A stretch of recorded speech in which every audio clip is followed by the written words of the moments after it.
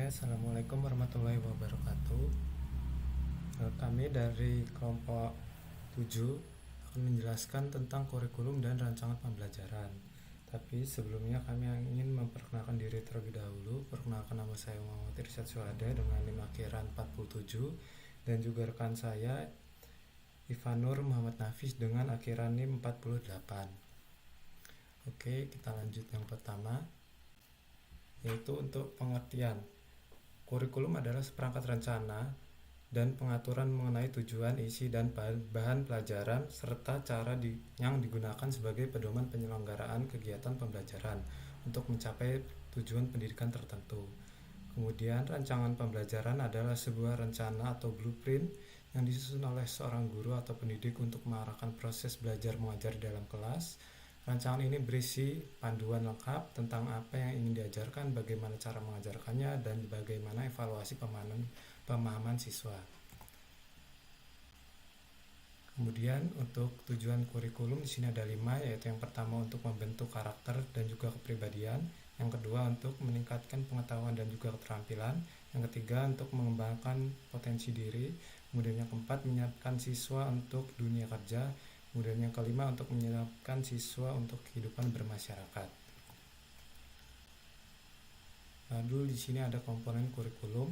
Kurikulum terdiri dari 4 komponen utama yang saling terkait untuk memastikan proses pembelajaran itu berjalan efektif. Yang pertama yaitu ada tujuan pendidikan, merupakan arah yang ingin dicapai dari proses pembelajaran tersebut, mencakup aspek pengetahuan, keterampilan, dan juga sikap siswa.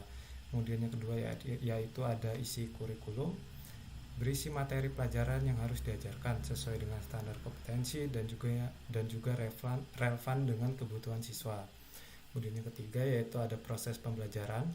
Ini adalah metode dan juga pendekatan yang digunakan untuk menyampaikan materi kepada siswa seperti diskusi, ceramah, atau pembelajaran berbasis proyek. Kemudian yang keempat yaitu evaluasi, proses penilaian untuk mengukur pencapaian siswa terhadap tujuan pembelajaran melalui tes, tugas, ataupun proyek. Keempat komponen ini saling terkait dan harus diperbanyak secara holistik. Jika salah satu komponen ini diabaikan, maka proses pendidikan tidak akan berjalan secara optimal. Misalnya, tanpa tujuan yang jelas, materi mungkin tidak terfokus. Tanpa proses pembelajaran efektif, tujuan tidak akan tercapai, dan tanpa evaluasi, tidak ada cara untuk mengetahui keberhasilan siswa.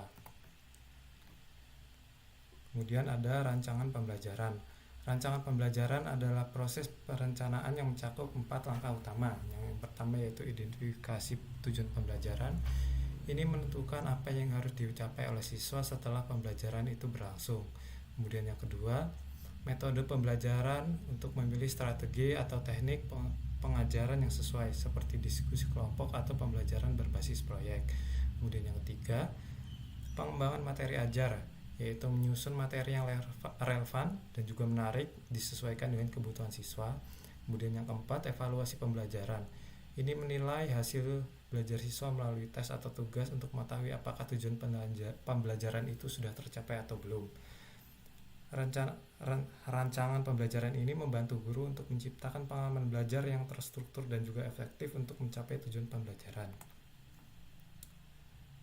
Lalu kemudian model rancangan pembelajaran.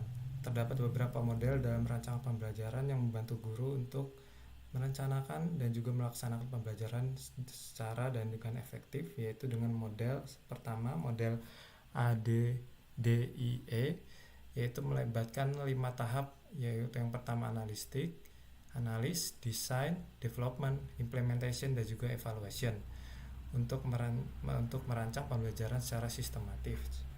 Kemudian yang kedua, model backward design. Pembelajaran dirancang dengan memulai dari tujuan akhir yang diinginkan, kemudian menyusun materi dan juga kegiatan untuk mencapai kegiatan tersebut. Kemudian yang ketiga, model inquiry based learning. Pembelajaran berbasis penemuan, di mana siswa dituntut aktif untuk mencari jawaban atau solusi melalui penyelidikan atau penelitian. Ketiga model ini memberikan pendekatan yang berbeda, namun semuanya bertujuan untuk memaksimalkan pembelajaran siswa. Mungkin untuk slide selanjutnya akan dijelaskan oleh teman saya, yaitu Ivanur Muhammad Nafis.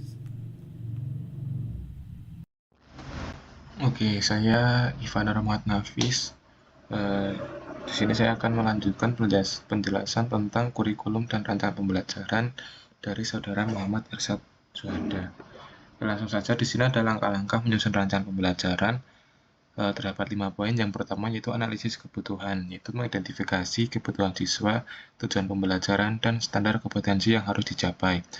Yang kedua yaitu merumuskan tujuan pembelajaran, menentukan tujuan spesifik yang ingin dicapai, baik dalam aspek pengetahuan, keterampilan, maupun aspek sikap. Yang ketiga yaitu memilih metode dan strategi pembelajaran, yaitu memilih metode yang sesuai seperti ceramah, diskusi, ataupun proyek yang mendukung pencapaian tujuan pembelajaran. Langkah-langkah yang keempat yaitu mengembangkan materi pembelajaran, yaitu menyusun materi ajar, bahan pendukung, dan alat bantu untuk pembelajaran yang relevan. Yang terakhir yaitu merencanakan evaluasi pembelajaran, yaitu merancang alat evaluasi seperti tes atau proyek untuk mengukur pencapaian tujuan pembelajaran. Kemudian di sini ada peran guru dalam rancangan pembelajaran. Terdapat 4 peran, yaitu yang pertama perancang. Guru sebagai perancang, yaitu menyusun rencana pembelajaran, memilih metode, dan mengembangkan materi ajar untuk mencapai tujuan pembelajaran. Nah, di sini guru harus menyusun rencana pembelajaran itu mau seperti apa, metodenya mau bagaimana, dan guru harus mengembangkan materi supaya tujuan pembelajarannya itu lebih tercapai. Yang kedua yaitu guru sebagai fasilitator, yaitu menciptakan lingkungan belajar yang mendukung, mendorong partisipasi aktif, dan memberikan bimbingan serta sumber daya yang diperlukan. Nah, di poin yang kedua, guru harus membuat suasana kelas itu lebih tenang, lebih happy, dan lebih kondusif untuk mendorong siswanya itu supaya lebih aktif lagi dan memberikan bimbingan yang diperlukan siswa. Untuk yang ketiga yaitu guru sebagai motivator, yaitu guru memotivasi siswa dengan memberikan penghargaan, membangun suasana positif, dan mengaitkan materi dengan minat siswa. Nah, setelah guru membuat kelas menjadi lebih aktif dan menyenangkan, guru bisa memberikan kuis atau pertanyaan untuk siswanya. Nanti siswa yang bisa menjawab dengan benar bisa diberi dengan gift hadiah seperti jajanan ringan atau tambahan nilai sebagai bentuk apresiasi guru kepada siswa tersebut. Nah, yang keempat yaitu guru sebagai evaluator, yaitu guru menilai hasil belajar siswa melalui tes atau tugas, memberikan umpan balik, dan menggunakan hasil evaluasi untuk perbaikan proses pembelajaran. Nah, di peran guru sebagai evaluator ini, setelah semua di akhir pembelajaran nanti, guru bisa memberikan tes ataupun tugas, atau bisa juga dengan proyek. Untuk apa? Untuk mengukur seberapa siswa itu bisa memahami pembelajaran yang telah disampaikan. Nah, peran-peran ini membantu guru menciptakan pengalaman belajar yang efektif dan mendukung perkembangan siswa. Kemudian ada evaluasi dan refleksi. Yang pertama yaitu evaluasi kurikulum. Menilai efektivitas kurikulum berdasarkan pencapaian tujuan pendidikan dan umpan balik dari siswa, guru, ataupun orang tua. Yang kedua yaitu refleksi pembelajaran.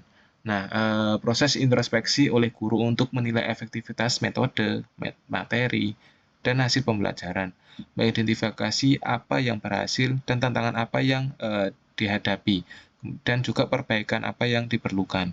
Nah, yang ketiga yaitu manfaat. Di sini ada 2 poin. Yang pertama yaitu manfaat bagi guru, yaitu membantu meningkatkan kualitas pengajaran dan inovasi dalam metode pembelajaran. Untuk poin yang kedua yaitu manfaat bagi siswa, yaitu menyediakan umpan balik untuk perkembangan dan meningkatkan keterlibatan serta pemahaman mereka. Nah, evaluasi dan refleksi memastikan pembelajaran terus berkembang dan memenuhi kebutuhan siswa. Kemudian yang terakhir ada kesimpulan. Kesimpulannya yaitu kurikulum terdiri dari komponen utama seperti tujuan pendidikan, isi kurikulum, proses pembelajaran, dan evaluasi yang bekerja bersama untuk mencapai hasil pendidikan yang efektif. Rancangan pembelajaran melibatkan identifikasi tujuan, pemilihan metode, pengembangan materi, dan evaluasi untuk menciptakan pengalaman belajar yang terstruktur. Model rancangan seperti EDI, backward design, dan inclusive learning menawarkan pendekatan berbeda dalam merancang pembelajaran.